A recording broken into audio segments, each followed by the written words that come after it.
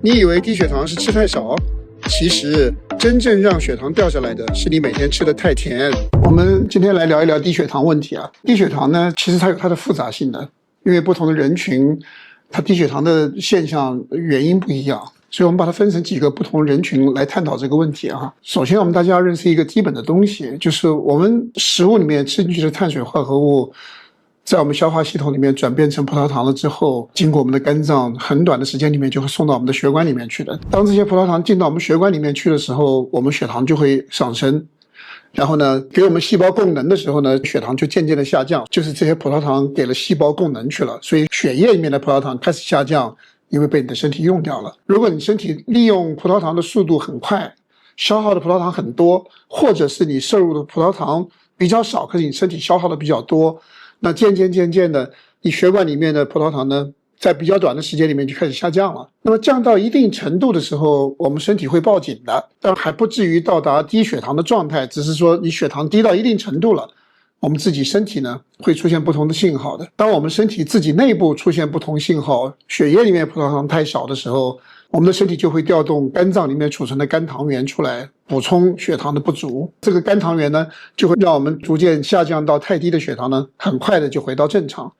所以呢，正常状态下面，我们的血糖呢稍微偏低一点，肝糖原就会来回把它补上去。一般正常人来说，我们的肝糖原很难被用完的，除非你长时间的断食。一般来说，一个成年人肝脏里面储存的肝糖原大约有400个千卡，或者叫400个大卡。小孩子的肝糖原储存的量比成年人少一些，所以小孩比较容易出现低血糖现象，他肝糖原储存的比较少。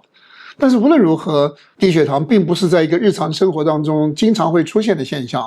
原因就是因为我们肝脏里面有足够的肝糖原，时时刻刻的可以代偿，可以补偿，使得我们身体不至于出现血糖过低的现象。那究竟为什么有一些人会出现低血糖现象呢？首先要知道一件事情啊，我们的胰腺呢有很特别的2种细胞，一种细胞叫做阿法细胞，一种细胞叫做贝塔细胞，是我们的胰腺里面的最重要的2种细胞。贝塔细胞主要的工作呢是制造胰岛素，阿法细胞主要的工作呢是制造胰高升糖素，我们就叫它升糖素就好了。胰岛素和升糖素这2种激素在我们的身体里面呢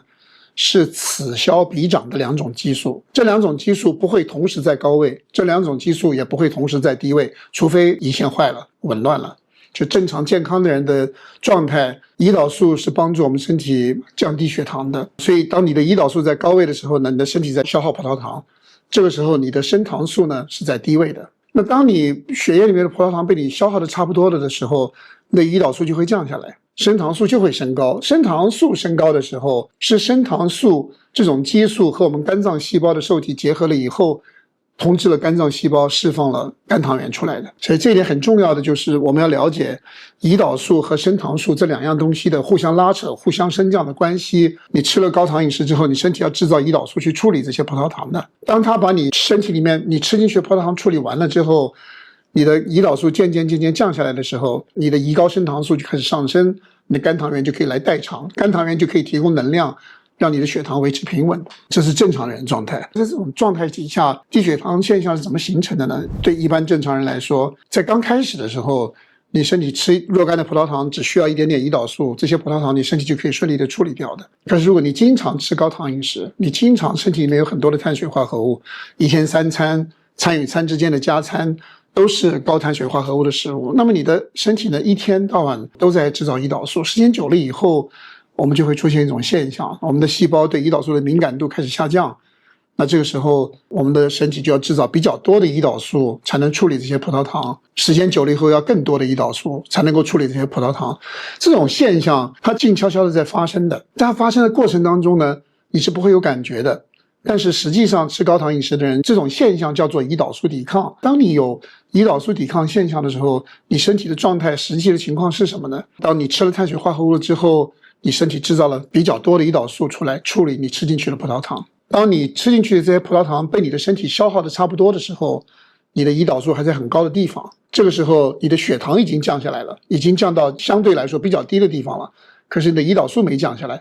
因为我们身体降胰岛素需要比较长的时间啊，在胰岛素没有降下来之前，我们的胰高升糖素升不上去的。那没有胰高升糖素的状态下，肝糖原释放不出来的，所以这个时候你的血糖会进一步的下降的，因为没有肝糖原作为补偿。那么你的胰岛素呢又还没有降下来，这个时候你的血糖呢，你身体是燃烧葡萄糖的，你的血糖就会进一步的下降，降到比较偏低的地方的时候，你开始出现症状了，你开始出现冒冷汗了，你开始身体发抖了，你开始觉得不舒服了，这种低血糖的现象开始出现了。你会说不对啊，我的小孩才12岁，他怎么能够就出现低血糖现象了呢？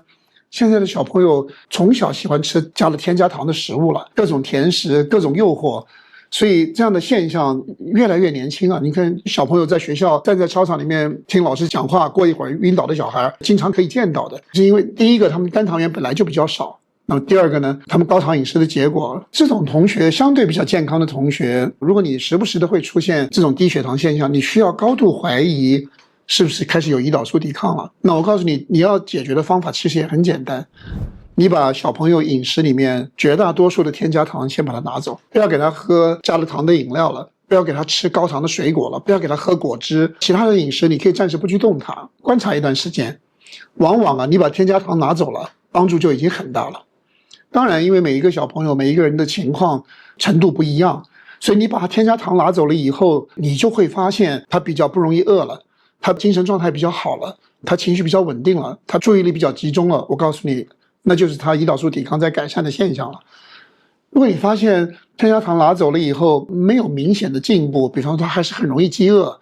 情绪比较不稳定，那么有可能你需要把它整个饮食的结构做一点调整，比方说米啊、面啊这些精致的碳水化合物把它减少，然后呢把它更换成根茎类的碳水化合物，然后呢稍微多吃一点优质的脂肪。食物里面优质脂肪绝大多数来自于动物，你吃一点肉啊，带一点脂肪的肉类都是非常健康的，它都是优质脂肪。在这样的状态下，小朋友身体的进步会非常快，就是因为第一他年纪轻，他细胞的敏感度恢复得很快，你把这种含糖量比较高的食物、升糖速度比较快的食物拿走了以后，当然它需要的热量有不同的营养来源，蛋白质和脂肪来做填补。那么在这样的情况底下，他的血糖呢不至于升得这么高，他摄入的葡萄糖没有这么多，他身体不需要制造这么多的胰岛素去处理这些葡萄糖，要不了多久，他细胞对胰岛素的敏感度渐渐的恢复，那么他身体制造胰岛素会进一步的减少。这样的结果呢，就是他吃进去葡萄糖差不多用完的时候，胰岛素就降下来，因为胰岛素不高嘛，胰岛素降下来了，升糖素升上来了，肝糖原很容易就出来补偿了。有很多同学知道的，一出现低血糖现象了，马上吃一点糖果立刻就好了。为什么？就是因为血糖偏低，你赶快吃一点。那问你一个问题呢，你的肝糖原去哪儿了？你的肝糖原为什么没有出来给你提供补偿？我们身体已经有了储备的，肝糖原就是一种储备。所以在这种状态下，我们把高糖饮食做一个适当的控制，让我们肝糖原的储备可以适时的出来，维持我们血糖的平稳，这种低血糖的现象就不会再出现了。对小朋友来说如此，对成年人来说也是如此。我们讲的是相对比较健康，有胰岛素抵抗，可是胰岛素抵抗可能不是很严重的人，在这种情况下比较容易解决的。可是如果说你的胰岛素抵抗已经很严重了，如果你已经是糖前期了，甚至于更严重了，如果你已经是2型糖尿病了，我们大家有一个认识哈，早期的胰岛素抵抗的人呢，胰腺的功能还是正常的。你达到了2型糖尿病那个诊断标准附近啊，就说明你的胰腺功能呢已经跟不上了。你们要特别注意了，因为当你的胰腺能力不足的时候，你的血糖的稳定性就变得很差了。这一方面，你的细胞敏感度很低；另外一方面，你的胰腺呢制造胰岛素的信号是混乱的，有的时候呢它还不合逻辑的大幅度的波动，所以往往呢要等到你的血糖一直往上升，升到相当一个程度的时候，突然之间这个信号来了，然后你的身体呢开始突然之间制造了很多的胰岛素，因为突然之间发现血糖很高。猛然之间你身体制造很多的胰岛素，血糖就开始出现迅速的下降。那血糖如果在很短的时间里面从很高的地方迅速的往下掉，这个过程你就会开始出现低血糖现象了。大家了解一件事情啊，所谓的低血糖并不是一个数值啊，说哎呀我的血糖 3.5 了，我低血糖了。低血糖是一个状态，如果说你的血糖一直是平稳的往下走，比方说你的血糖从6点几慢慢降到 3.0，你不会出现低血糖现象的，尽管你掉到 3.0 了。如果你的血糖比方说从12在很短的时间里面掉到6，你就会出现低血糖现象了。它出现猛然的下降，它并不是必然要降到那个数值。那么对于胰岛素抵抗比较严重的同学，对于2型糖尿病的同学，血糖的平稳远远比血糖低要来的重要。你血糖平稳的慢慢往下降，不会出现低血糖现象。你们大家要知道，低血糖现象是对我们健康非常不利的一种现象，严重的可以致命的。所以大家要知道，如果你自己本身是2型糖尿病的同学，一定要把自己保护好，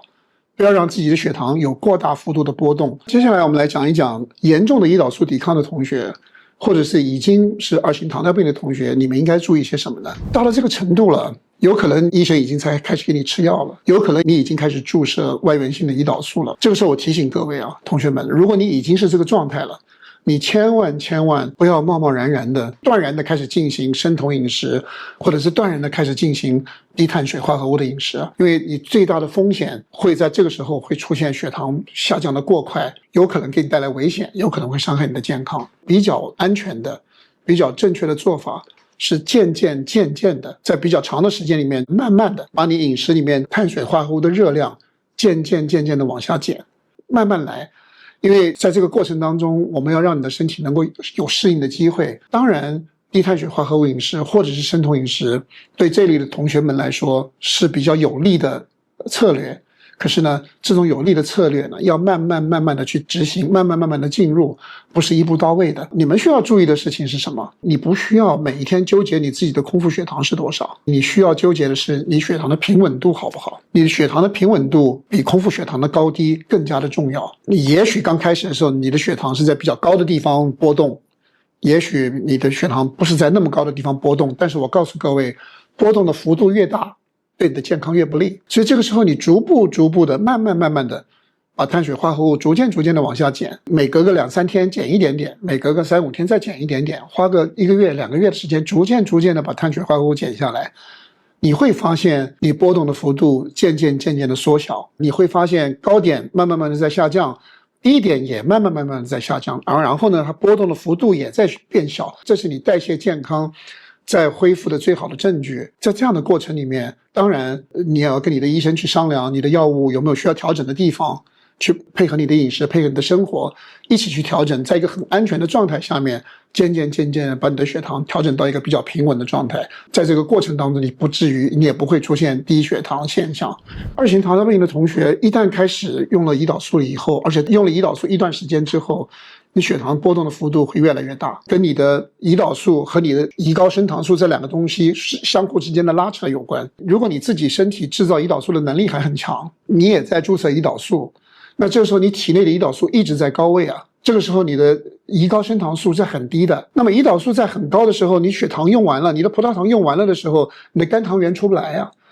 因为没有胰高升糖素帮助你把肝糖原调动出来。所以这样的状态下面，你就比较可能会出现低血糖现象。所以我们在饮食里面渐渐的减少碳水化合物的摄入，你血液里面没有那么多的葡萄糖，所以它不会有那么大的下降空间。当然你身体也不需要制造这么多的胰岛素去处理它，所以你体内的胰岛素呢量也相对来说会比较少，所以呢你的血糖会比较平稳。真正血糖的平稳，就是你的胰岛素和胰高升糖素这2者之间调节的结果呀。如果你身体制造胰岛素调节有问题，或者你身体的胰高升糖素调节有问题，你的血糖都不会平稳了。这就是我们今天跟大家分享的健康人群，或者是低度胰岛素抵抗的人群，低血糖现象你应该如何处理。严重的胰岛素抵抗的同学，2型糖尿病的同学，如何保护自己尽可能的不出现低血糖现象，就跟大家分享到这里。